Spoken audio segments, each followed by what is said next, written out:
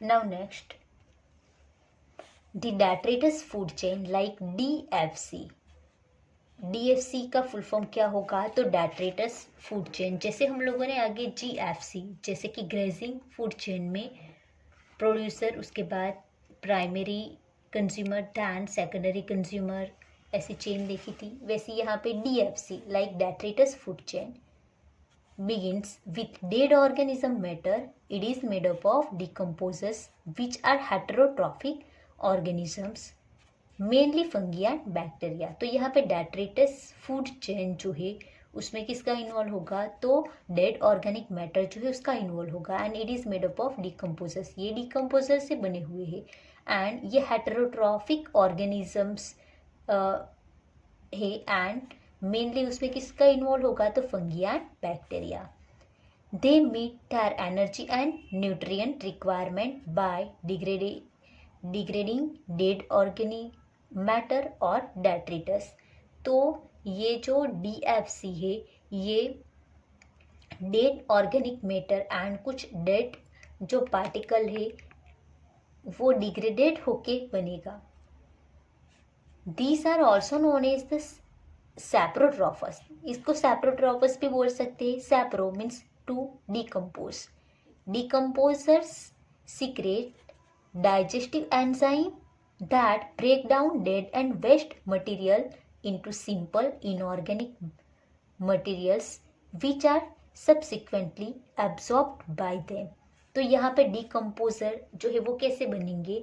तो कुछ dead particles होते हैं, डेड ऑर्गेनिजम्स होते हैं, एंड कुछ प्लांट्स के डेड पार्ट होते हैं, लाइक वेस्ट मटेरियल जो है उसको सिंपल इनऑर्गेनिक मटेरियल में कन्वर्ट करेंगे। कैसे? तो ये जो डिकम्पोजर जो है वो कुछ ऐसे डाइजेस्टिव एंजाइम सीक्रेट करेंगे जैसे ये डेड पार्टिकल जो है वो ब्रेक हो जाएंगे। उसके बाद ये जो ब्रेक हो जाने के बाद इनऑर्गेनिक फॉर्म में कन्वर्ट होते हैं वो एब्जॉर्ब हो जाएंगे। In an aquatic ecosystem GFC is the major conduct for energy flow. तो एक्वेटिक इकोसिस्टम जो है उसमें GFC जो है वो एनर्जी फ्लो के लिए इम्पोर्टेंट है। As against this, in a terrestrial ecosystem a much large fraction of energy flow through the detritus food chain than through the GFC। उसके ऑपोजिट जो है वो टेरेस्ट्रियल इकोसिस्टम में क्या होगा? तो GFC जो है उससे ज़्यादा डेड जो फूड चेन होगी उससे एनर्जी सबसे ज़्यादा, GFC से सबसे ज़्यादा एनर्जी फ्लो होगी। डेट्रेटस फूड चेन में be connected with the grazing food chain at some levels. Some of the organism of DFC are prey to the GFC animals and in a natural ecosystem some animals like cockroach, crow etc are omnivorous। तो ये जो यहाँ पे detritus food chain है उसमें क्या होगा? तो det food chain means detrital food chain में कुछ ऑर्गेनिज्म जो होते हैं वो GFC चेन एनिमल्स के लिए प्रे होते हैं, प्रे बन जाते हैं।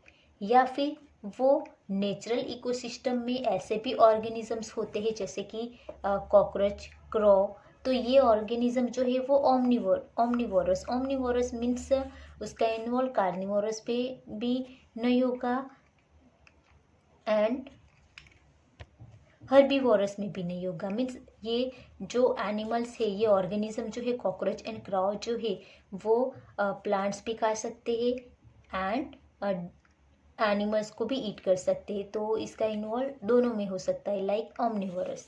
This natural interconnection of food chain make it is a food web. तो ये जो नेचुरल इंटरकनेक्शन जो है so that is called food web, means food web बनाती है। देन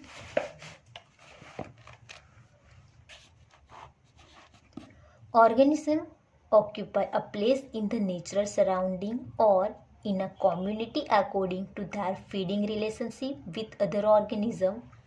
तो organisms जो है वो दूसरे organism के साथ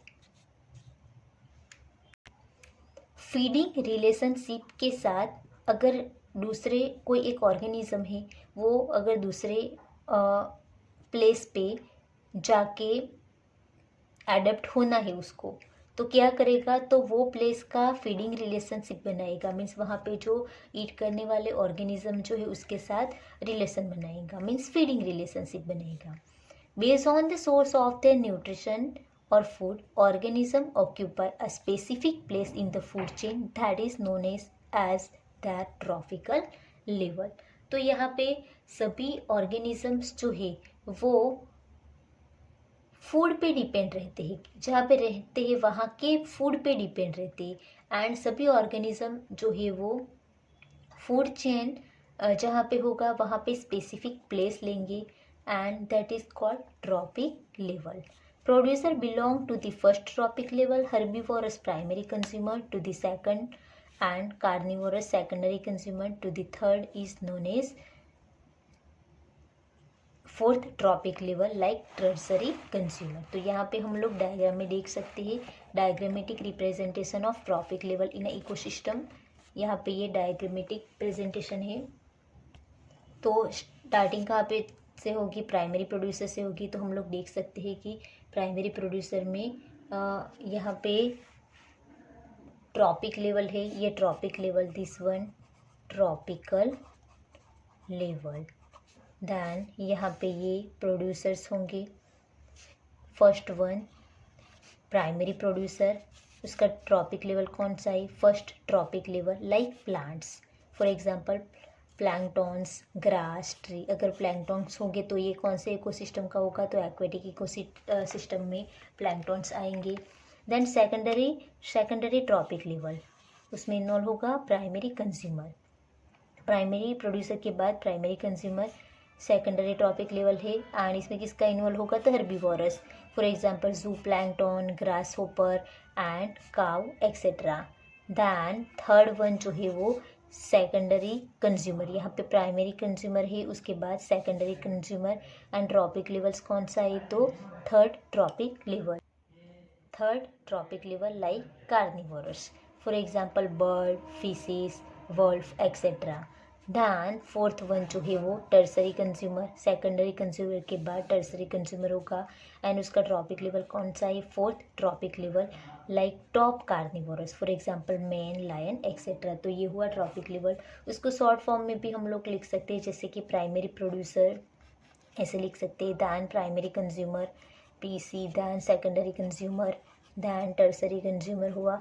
ऐसे ही यहाँ पे फर्स्ट ट्रॉपिक लेवल है तो primary trophic level, this one primary trophic level, then secondary trophic level, then tertiary, and last one tertiary trophic level. यहाँ पे एग्जांपल हमें याद रखनी है, एमसीक्यूज के लिए मोस्ट इम्पोर्टेंट है ये।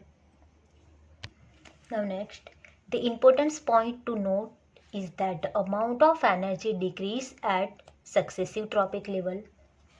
When any organism die, it is converted to detritus or dead biomass that serves as an energy source for decomposers. Organism at each tropic level depend on those and the lower tropic level for their energy demands. तो हमें पता है कि जब भी कोई organism die होता है तब उसका जो डेड पार्ट है वो एक डेड बायोमास में कन्वर्ट हो जाता है। कोई ऑर्गेनिज्म डाई होगा, उसके बाद उसका जो डेट्रिटस पार्ट जो है डेड पार्ट, वो डेड बायोमास में कन्वर्ट हो जाएगा। उसके बाद वो डेट्रिटस के लिए लाइक डिकम्पोजर्स के लिए एनर्जी सोर्स बन जाएगा। डेड बायोमास जो है वो डिकम्पोजर्स के लिए एनर्जी सोर्स बन जाएगा, एंड एवरी ऑर्गेनिज्म जो है, एवरी ऑर्गेनिज्म अपने ट्रॉपिकल लेवल में एनर्जी जो है उसका इम्पोर्टेंस है, उसको चाहिए। सभी ट्रॉपिकल लेवल में जो ऑर्गेनिजम्स है, जैसे कि first trophic level, second trophic level, third and fourth, तो ये सभी ट्रॉपिक लेवल में इन्वॉल्व होने वाले जो ऑर्गेनिज्म है उसको एनर्जी चाहिए सर्वाइव करने के लिए। अगर एनर्जी नहीं होगी तो वो सर्वाइव नहीं कर पाएगा। Each trophic level has a certain mass of living material at a particular time called as the standing crop. तो सभी ट्रॉपिक लेवल में एक स्पेसिफिक टाइम पे ऑर्गेनिज्म के लिए फूड का मास होता है, फूड होता है, so that is called standing crop. The standing crop is the major as the mass of living organism like biomass और the number in a unit area, and the biomass of the species is expressed in term of fresh or dry weight. Measurement of biomass in term of dry weight is more accurate. तो सभी organisms जो है उसमें से कोई specific organism जो है, specific species, वो स्पीसीज के बायोमास को उसके फ्रेश या फिर ड्राई वेट में मेजर कर सकती है। लेकिन बायोमास का जो मेजरमेंट है वो ड्राई वेट में अगर होगा तो वो मोर एक्यूरेट होगा। इसलिए मोर एक्यूरेट के लिए उसको बायोमास जो है उसको मीन्स लिविंग ऑर्गेनिज्म का जो बायोमास है उसको ड्राई वेट में मेजर करना चाहिए। जैसे कि हम लोग कोई प्लांट का ही एग्जांपल लेंगे तो अगर हम लोग लिविंग प्लांट जो है फ्रेश ट्री, उसके कोई पार्ट को वेट करेंगे तो वो उसका वेट जो है वो ज़्यादा होगा क्योंकि उसमें वाटर अमाउंट भी है, मीन्स वो हैवी होगा।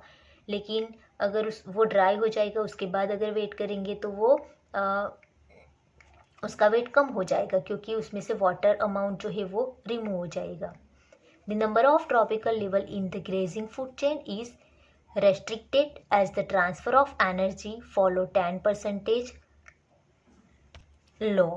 Only 10% of the energy is transferred to each tropic level from the lower tropic level. तो हम लोग यहाँ पे डायग्राम में भी देख सकते हैं कि एक ट्रॉपिकल लेवल में से दूसरे ट्रॉपिकल लेवल में जब एनर्जी ट्रांसफ़र होती है तब 10% एनर्जी जो है वो रिमूव हो जाती है। सपोज़ यहाँ पे ये सनलाइट है, ये प्लांट है, फर्स्ट ट्रॉपिक लेवल प्रोड्यूसर है प्लांट, तो ये सनलाइट में से एनर्जी जो है वो कैप्चर करेगी, उसके बाद फोटोसिंथेसिस प्रोसेस होगी, मीन्स यहाँ पे एनर्जी स्टोरेज हो गई। उसके बाद उसको खाने वाला ये ऑर्गेनिज्म है, मीन्स जब प्लांट का ग्रोथ होता है तब उसमें रेस्पिरेशन प्रोसेस भी होती है, मीन्स खुद के लिए भी उसको कुछ एनर्जी चाहिए।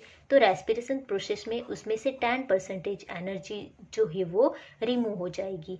Then second trophic level primary consumer herbivorous, ये हर्बीवोरस है, ये इसको खाएगा तो उसकी 10% एनर्जी जो है वो ऑलरेडी ख़त्म हो गई है। तो इसके पास कितनी होगी, सिर्फ 90% होगी, 90% वो कंज्यूम करेगा। उसके बाद इसमें भी ये रेस्पिरेशन प्रोसेस होगी तो ये 10% हीट थ्रू ये रिमूव हो जाएगी। इसलिए third trophic level like secondary consumer carnivorous, उसमें कितनी होगी तो 80% होगी।